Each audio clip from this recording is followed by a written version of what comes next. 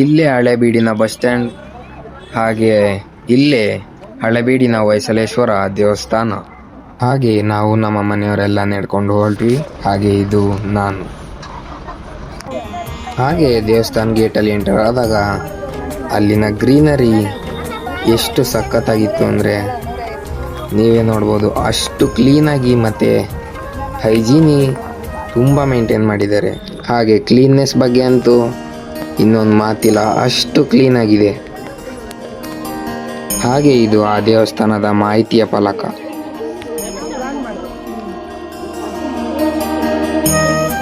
ಹಾಗೆ ಇಲ್ಲಿ ನೀವೇ ನೋಡ್ಬೋದು ಎಷ್ಟು ಗ್ರೀನರಿ ಹಾಗೂ ಆ ಶೇಪ್, ಮರದ ಶೇಪ್ಗಳು, ಹಾಗೆ ಆ ಹಚ್ಚ ಹಸಿರು ಎಷ್ಟು ಚೆನ್ನಾಗಿದೆ ಅಂತ. ಹಾಗೆ ಇದು ಹಳೆಬೀಡಿನ ಅತ್ಯಂತ ಸುಂದರವಾದ ದೇವಸ್ಥಾನದಲ್ಲಿ ಒಂದು. ಇದರ ಹಿನ್ನೆಲೆಗೆ ಬಂದರೆ ಹೊಯ್ಸಳೇಶ್ವರ ದೇವಾಲಯವು ನಿರ್ಮಾಣವು ಕ್ರಿಸ್ತಶಕ 1121ರಲ್ಲಿ ಪ್ರಾರಂಭವಾಯಿತು. ಹಾಗೆ ಈ ದೇವಾಲಯವು ಅಂದಿನ ಹೊಯ್ಸಳ ಸಾಮ್ರಾಜ್ಯದ ರಾಜಧಾನಿಯಾಗಿದ್ದ ದ್ವಾರಸಮುದ್ರದಲ್ಲಿ ಅಂದರೆ ಇಂದಿನ ಹಳೆಬೀಡಿನಲ್ಲಿದೆ.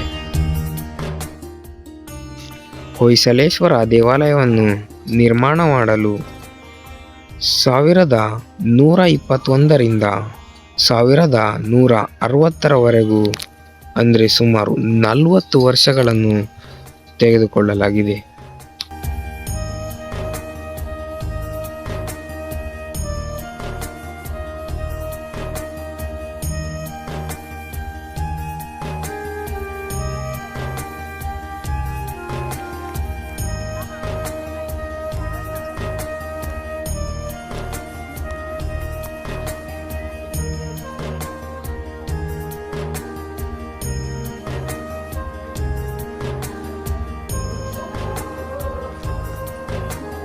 ಹಾಗೆ ಅಲ್ಲಿನ ಪಿಲ್ಲರ್ಗಳು ಎಷ್ಟು ಡೀಟೇಲಿಂಗ್ ಆಗಿ ಕೆತ್ತನೆ ಮಾಡಿದ್ದಾರೆ ಆ ಪೂರ್ವಜರು, ನೀವೇ ನೋಡ್ಬೋದು, ನೋಡ್ತಾ ಹೋಗಿ.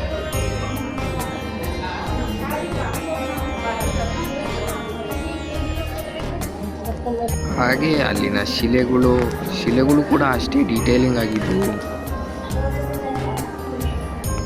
ಇನ್ನು ಮೇಲೆ ಕೂಡ ಅಷ್ಟೇ ಡೀಟೇಲಿಂಗ್ ಆಗಿತ್ತು.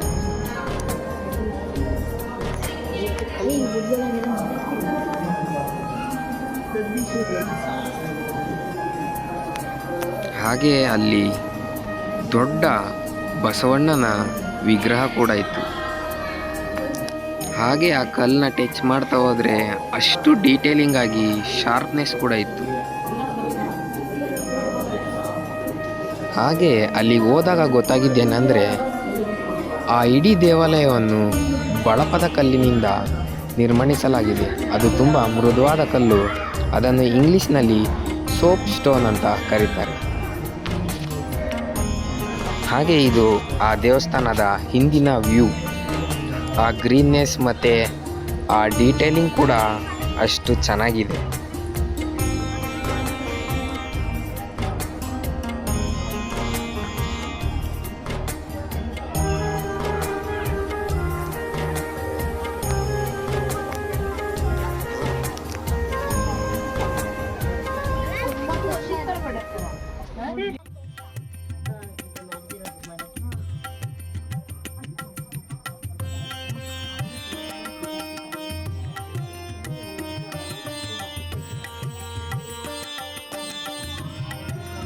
ನೀವು ಅಬ್ಸರ್ವ್ ಮಾಡಿದ್ರ ಆ ಶಿಲೆಗಳು ಅರ್ಧಕ್ಕೆ ಮುರಿದೋಗಿರೋದು, ಹಾಗೆ ಆ ತಲೆ ಕೂಡ ಕಟ್ಟಾಗಿರೋದು, ಆ ಶಿಲೆಗಳು ಎಲ್ಲ ಹಾನಿಗಾಗಿರೋದು ನೀವು ಅಬ್ಸರ್ವ್ ಮಾಡಿದ್ರ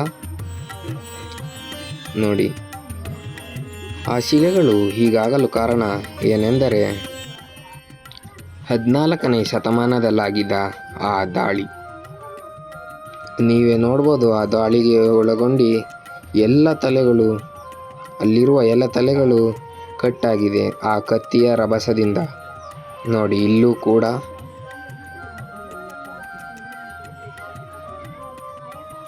ಹಾಗೆ ನೀವು ನೋಡ್ಬೋದು ಎಷ್ಟು ಸುಂದರವಾದ ಶಿಲೆಗಳು ಎಲ್ಲ ಹಾನಿಗೊಂಡು ಅರ್ಧಂಬರ್ಧ ಆಗಿದೆ. ಇಲ್ಲೂ ಕೂಡ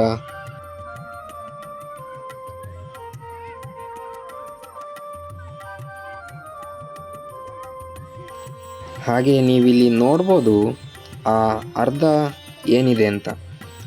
ಏನಕ್ಕೆ ಅದು ಅರ್ಧ ಇದೆ ಅಂದರೆ, ಅದು ಪೂರ್ಣಗೊಳ್ಳಲು ಮೊದಲೇ ಮೊಹಮ್ಮದ್ ಬಿನ್ ತೊಗ್ಲಕ್ ಹಾಗೆ ಅಲ್ಲಾವುದ್ದೀನ್ ಖಿಲ್ಜಿ ಹಾಗೂ ದೆಹಲಿ ಸುಲ್ತಾನರು ದಾಳಿ ಮಾಡಿದರು.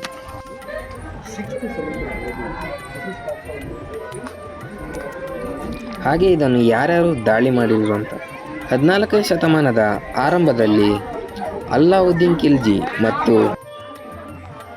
ಮೊಹಮ್ಮದ್ ಬಿನ್ ತೊಗ್ಲಕ್ ಅವರ ನೇತೃತ್ವದಲ್ಲಿ ದೆಹಲಿ ಸುಲ್ತಾನರ ಸೈನ್ಯವು ದಕ್ಷಿಣ ಭಾರತದ ರಾಜ್ಯದ ಮೇಲೆ ದಾಳಿ ಮಾಡಿತು. ಈ ದಾಳಿಗೆ ಮುಖ್ಯ ಕಾರಣವೇನೆಂದರೆ ಅವರ ಸಾಮ್ರಾಜ್ಯವನ್ನು ವಿಸ್ತಾರ ಮಾಡಲು ಮತ್ತು ಆ ಕಾಲದ ಪ್ರಸಿದ್ಧ ದೇವಸ್ಥಾನಗಳಲ್ಲಿ ಅಪಾರ ಸಂಪತ್ತನ್ನು ಲೂಟಿ ಮಾಡುವುದು. ಈ ಶಿಲೆಯು ಕೂಡ ದಾಳಿಗೆ ಒಳಗಾಗಿ 2 ಕೈಗಳನ್ನು ಕೂಡ ಕತ್ತರಿಸಿದ್ದಾರೆ.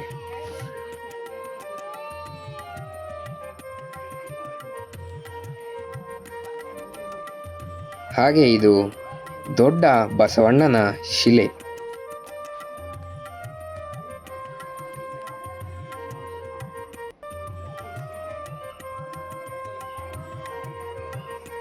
ಹಾಗೆ ಈ ದೇವಸ್ಥಾನದ ಮುಖ್ಯ ದೇವರು ಶಿವನು ಅಲ್ಲಿ ಹೊಯ್ಸಳೇಶ್ವರ ಎಂದು ಕರೆಯಲಾಗುತ್ತದೆ.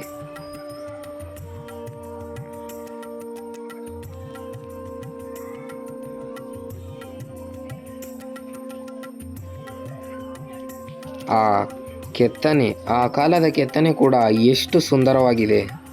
ಯಾವ ಮಿಷಿನ್ ಅಥವಾ ಎಲೆಕ್ಟ್ರಾನಿಕ್ಸ್ ಇಲ್ಲದೇನೆ ಕೈಯಲ್ಲಿ ಮಾಡಿದ್ದಾರೆ.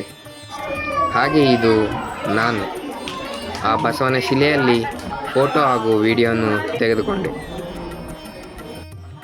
ಹಾಗೆ ಫೋಟೋ ತೆಗೆಸ್ಕೊಳ್ಳಲು ಒಂದು ಸ್ವಲ್ಪ ಹಿಂಜರಿಕೆ ನನ್ನಲ್ಲೂ ಇತ್ತು. ಹಾಗೆ ಇದು ಅಲ್ಲಿಯ ಪಿಲ್ಲರ್ಗಳು. ಆ ಕಾಲದಲ್ಲೂ ಎಷ್ಟು ಚೆನ್ನಾಗಿ ಪಿಲ್ಲರ್ಗಳನ್ನು ಮಾಡಿದ್ದಾರೆ. ಕೊಚ್ಚಿ ಕೊಚ್ಚಿ ಕೊಚ್ಚಿ ನೋಡಿ, ಇಲ್ಲಿ ಎಲ್ಲ ಕೊಚ್ಚಿ ಕೊಚ್ಚಿ ಎಷ್ಟು ಹಾನಿಗೆ ಒಳಗಾಗಿದ್ದಾವೆ ಈ ಶಿಲೆಗಳು.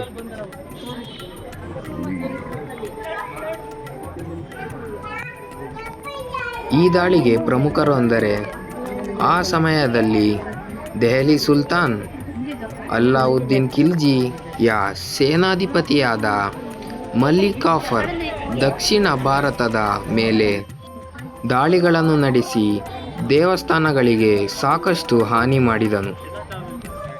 ಗೋಪುರಗಳನ್ನು ನೋಡ್ತಾ ಇದ್ರೆ ಅಷ್ಟು ಸುಂದರವಾಗಿ ಗೋಪುರಗಳು ಕೂಡ ಇದೆ ನೋಡಿ. ಅಲ್ಲಿ ಆ ಕಡಗದ ಏಟು ಕುದುರೆಯ ಕಾಲನ್ನು ಮುರಿದಿದೆ. ಹಾಗೆ ಇಲ್ಲಿ ಸುಮಾರು 10 ರಿಂದ 20 ಕುದುರೆ ಮೇಲಿದ್ದ ಸೈನಿಕರ ತಲೆಗಳನ್ನು ಕತ್ತರಿಸಿ ಹಾಕಿದ್ದಾರೆ.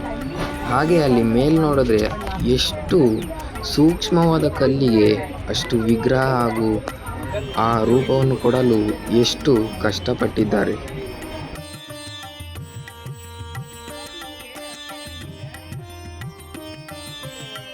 ಹಾಗೆ ಇಲ್ಲೂ ಕೂಡ ಕುದುರೆ ಮೇಲಿದ್ದ ಸೈನಿಕರು ಎಲ್ಲ ಕತ್ತರಿಸಿ ಚೂರು ಚೂರು ಮಾಡಿದ್ದಾರೆ. ಹಾಗೆ ಅಲ್ಲಿ ನರಸಿಂಹನ ರೂಪ ಕೂಡ ಕೆತ್ತನೆ ಆಗಿದೆ.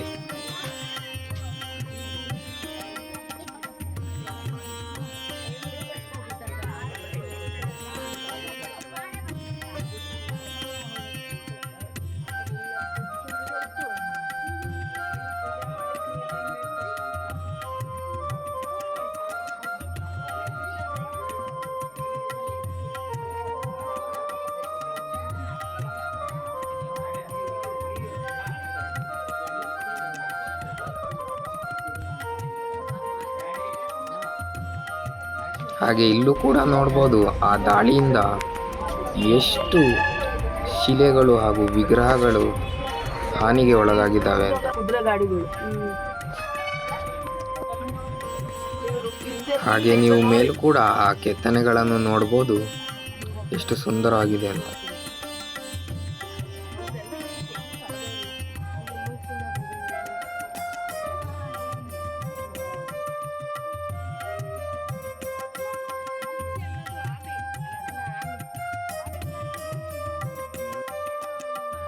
ಹಾಗೆ ಇಲ್ಲಿ ಈ ಕಡೆ ರಾಜ್ಯದಿಂದಲೂ ದಾಳಿ ಹಾಗೂ ಈ ಕಡೆ ರಾಜ್ಯದಿಂದಲೂ ದಾಳಿ, ಮಧ್ಯದಲ್ಲಿ ಆ ಬಾಣಗಳು.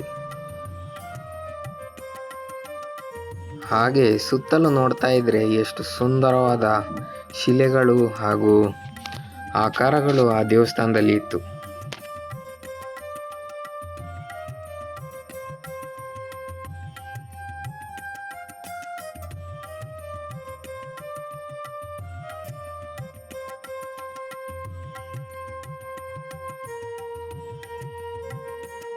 ಹಳೇಬೀಡಿನ ಹೊಯ್ಸಳೇಶ್ವರ ದೇವಸ್ಥಾನದ ನಿರ್ಮಾಣವು ಹೊಯ್ಸಳ ಸಾಮ್ರಾಜ್ಯದ ರಾಜ ವಿಷ್ಣುವರ್ಧನನ ಆಳ್ವಿಕೆಯಲ್ಲಿ ನಿರ್ಮಾಣವಾಯಿತು.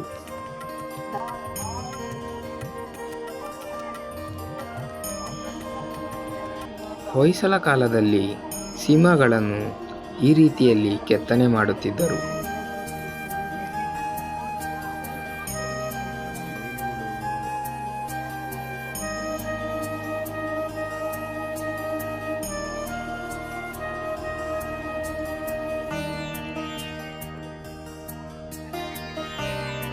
ಹಾಗೆ ಅಲ್ಲಿ ಭಕ್ತರ ಸಂಖ್ಯೆ ಕೂಡ ಹೆಚ್ಚಾಗೇ ಇತ್ತು.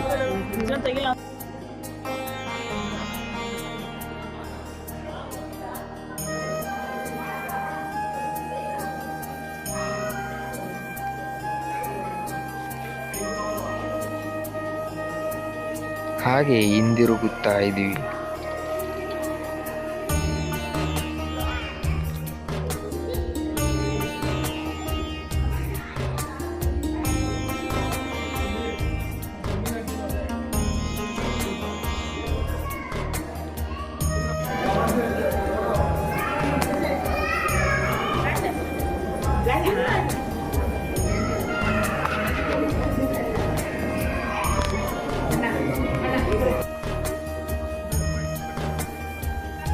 ಹಾಗೆ ಮನೆಗೆ ಹಿಂದಿರುಗುತ್ತಾ ಇದ್ದೀವಿ.